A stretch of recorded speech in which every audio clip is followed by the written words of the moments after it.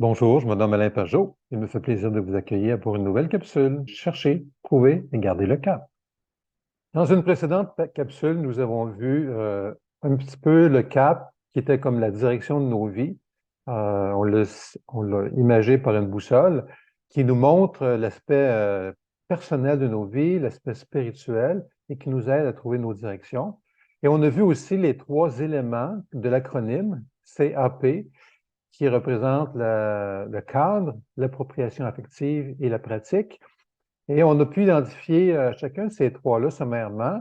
Le but du CAP, c'est de nous aider à passer de spectateur de nos vies à PDG de nos vies, comment être engagé et intentionnel. Et ça provient essentiellement de mon expérience, parfois des expériences difficiles et d'une recherche de transformation là où la transformation ne s'est pas vécue. Alors, d'entrée de jeu, il y aura peut-être deux questions à adresser. Pourquoi une nouvelle approche? Il y a beaucoup d'approches de croissance, de transformation qui sont disponibles, autant dans le séculier que dans le spirituel ou le chrétien. Mais moi, j'avais besoin, il y a eu beaucoup de choses très intéressantes que j'ai trouvées, mais j'avais besoin de voir quelque chose qui m'assure que je fais le tour de ma carte. J'ai eu besoin de pouvoir m'investir concrètement dans ma vie qui fait sens. Puis là où il y a eu des trous de sens, je suis chrétien et le demeure de cœur, mais j'ai eu des attentes non rencontrées que je veux revisiter par cette approche. Donc, je veux faire le tour de la carte de nos vies sans rien négliger d'important.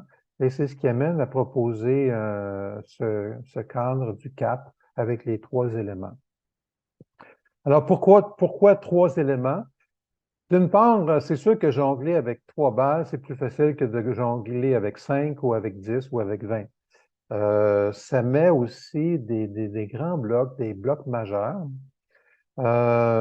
C'est une façon, à partir de ces éléments-là, de pouvoir adresser notre vie pratique, mais également la dimension spirituelle, qui peut être vue par plusieurs de différentes façons, mais qui de plus en plus va être perçue par une multitude comme quelque chose de vraiment important. On veut pouvoir adresser les critiques que la société a pu faire sur le judéo-christianisme, qui a été souvent perçu comme moralisateur, contraignant, qui a souvent suscité des peurs davantage que de l'espérance, ce qui est à l'encontre de la direction réelle qu'on avait des évangiles. Et puis, dans ces trois éléments, il y a une similitude avec plusieurs triades. Et c'est ce qu'on va regarder maintenant. Les triades. Euh, on a souvent des amalgames de trois éléments. C'est sûr que ça m'a inspiré beaucoup pour le cadre de l'appropriation affective et la pratique. Par exemple, nos buts. Quand on va établir un but, on va souvent partir par le quoi. Le quoi qui est ici. Euh, donc, on va déterminer qu'est-ce qu'on vise. Le quoi, ça va être proche de nous. Qu'est-ce qu'on veut vraiment? Je veux. Ça va être proche de mon appropriation, de mon être. On va établir souvent comment je le fais. Donc, dans la pratique, on va mettre des étapes, on va mettre un déroulement d'activités. Mais pour que mon quoi soit valable, j'ai besoin d'établir le pourquoi. Puis le pourquoi, il va venir souvent de mon extérieur, de mon environnement, de ce qui m'a été amené comme valeur, comme richesse. Et souvent, je vais prendre à l'extérieur de moi une inspiration qui va me donner mon pourquoi.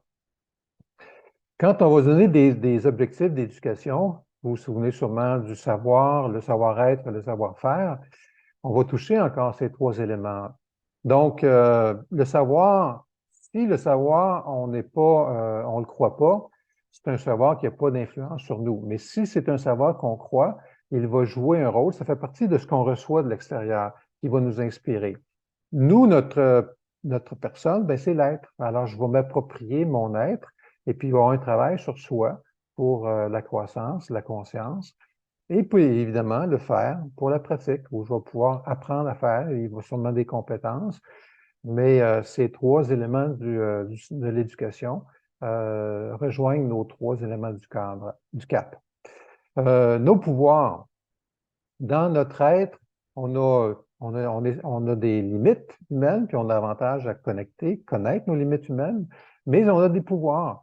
On a le pouvoir de l'intellect où on peut apprendre des choses, puis souvent ça vient des éléments extérieurs, que ce soit une formation ou différentes choses que nous recevons de l'extérieur. On a l'affectif, on a le pouvoir de ressentir, d'être sensible à ce qu'on vit, à ce qu'on est. Et l'affectif va être lié souvent à soi, à notre être. Et puis on a le pouvoir d'agir parce qu'on change les choses par notre action. Alors nos trois pouvoirs rejoignent le cap. Maintenant, on peut avoir des enjeux positifs. Et puis, je dois dire que j'ai pris ça d'un auteur sur le web qui proposait l'action, comment on va agir dans nos vies, qui est évidemment la partie de la pratique. Et puis pour que l'action soit pertinente, on doit la lier à une traction qui est quelque chose de personnel à nous, qui est dans notre être, qui est dans notre nature, dans ce qu'on vise. C'est vraiment notre cap personnel à nous, notre direction. Il y a quelque chose qu'on doit trouver et puis dégager en nous. Mais pour que notre action soit solide, ben, on doit avoir à l'extérieur de nous quelque chose qui est une attraction. Ça peut être le transcendant, ça peut être le désir de contribuer à plus grand que nous, d'être soutenu par plus grand que nous. Et puis on a encore une fois cette triade, une sorte de trilogie qui va nous intéresser dans le cadre. Ce qui peut arriver, c'est que l'attraction puisse aller dans le côté négatif où je suis mal orienté, j'ai des diversions. Le cadre me pousse. Oui, c'est quelque chose que je veux, c'est ma attraction, mais je me trompe. Une diversion, quand on a des ennemis en combat de terrain qui amènent un groupe pour faire diversion, pour attaquer par en arrière par la suite, la diversion, c'est une fausse direction qui est trompeuse. Alors, du cadre, de ce qu'on reçoit, des valeurs, on peut avoir des diversions et mal orienter notre action. Évidemment, on peut aussi être dans l'inaction ou dans l'action non appropriée. On peut, dans notre être, au lieu d'avoir une traction, se laisser distraire. C'est les distractions internes qui nous influencent beaucoup. Et évidemment, comme on a mentionné, les distractions. Si on prend Dieu, notre Trinité chrétienne, ben Dieu, il est Père, Fils et Esprit. Le cadre, on pourrait dire, c'est Dieu qui a établi les choses, puis qui a déterminé, il nous a créés, il nous a amenés dans un dessein.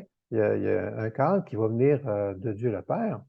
Le Fils, ben, c'est l'humain incarné qui est modèle, qui est le Fils de l'homme, qui est le modèle d'humain et qui nous aide, nous aussi, à rentrer dans une filiation avec Dieu, mais dans notre être, à soi. Donc, ça va être dans notre appropriation, comme le Fils a été. Nous, on apprend une appropriation personnelle dans la même direction. Et dans la pratique, on voit l'Esprit Saint qui nous est accordé, et puis qui va effectuer des mouvements dans notre être, des mouvements de conscience, des mouvements, et puis on peut identifier ces mouvements à la pratique. Vous avez, maintenant on rentre évidemment dans le côté plus spirituel, les vertus théologales qui sont connues, la foi, l'amour, l'espérance. On va souvent mettre foi, espérance et amour, mais dans le contexte ici, la foi, c'est ce qui nous est donné, qui nous est proposé. C'est avec évidemment un contenu, une connaissance de Dieu, mais une confiance qui est là. Puis dans le cadre, je dois prendre la confiance. Si je suis soupçonneux, j'ai que de la suspicion, ben, je ne pourrai pas recevoir. Alors j'ai besoin de foi. L'amour, ben, c'est ce qui est mon être qui est appelé, la plus grande chose qu'on est appelé à développer, c'est de devenir des personnes aimantes.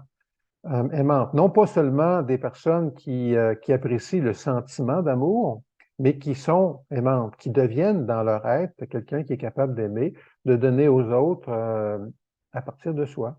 Et puis, ben, l'espérance va être liée au mouvement, à l'agir. Dans la vie d'Abraham, on dit qu'Abraham est le père de la foi, mais sa vie, son mouvement a commencé par une espérance. On lui a fait une promesse, tu vas être père d'une grande nation, tu vas être un patriarche connu.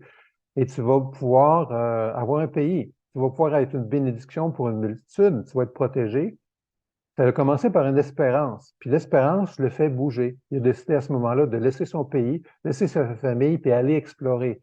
Alors, ça va identifier notre pratique, mais c'est aussi parce qu'on a de l'espérance qu'on va agir.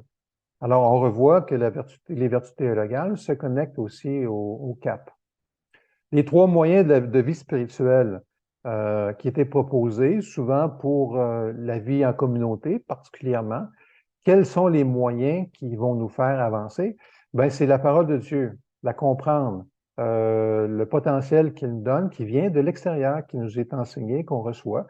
Mais ça peut être beaucoup d'autres formations qui vont nous donner de comprendre les choses et qui est comme un éclairage sur nos vies. Pour ce qui est de l'appropriation, ben souvent, ça va être la mise en ordre de mon être parce que j'ai des dysfonctions et je peux réapprendre à mettre de l'ordre pour mieux m'organiser, mieux être fonctionnel dans la vie. Alors, on va adresser le côté affectif. Et puis, dans la pratique, ben, je pratique et je donne compassion. C'est par ma pratique que je peux donner aux autres de pouvoir y contribuer. Et on rejoint cette dimension-là de la pratique. Et dans les moyens spirituels, on va se calquer, dans le fond, au cap. Enfin, il y a un verset, on pourrait prendre plusieurs versets, mais de Paul aux Philippiens, qui va adresser une dimension spirituelle. Puis il va dire essentiellement, Dieu, c'est Dieu qui donne le vouloir et le faire. Donc, l'agir de Dieu pour qu'il donne et que je reçoive vient du cadre, c'est extérieur à moi. Moi, ce que je vais m'approprier, c'est le vouloir. Donc, ça va être une partie intérieure de moi, de mon être, et pour que je puisse aussi faire puis avoir une transformation. Alors, ça, c'est les triades qui vont illustrer le cap. J'espère que ça nous illustre davantage les trois éléments du cap. On va pouvoir continuer par d'autres capsules pour garder une vision légitime de ces trois éléments-là. On va regarder comment compléter, comprendre ma responsabilité face aux trois éléments, voir l'appui du cap dans les Écritures, et puis approfondir cela pour une vie plus concrète, intégrée de ces éléments-là dans nos vies. Alors, merci beaucoup.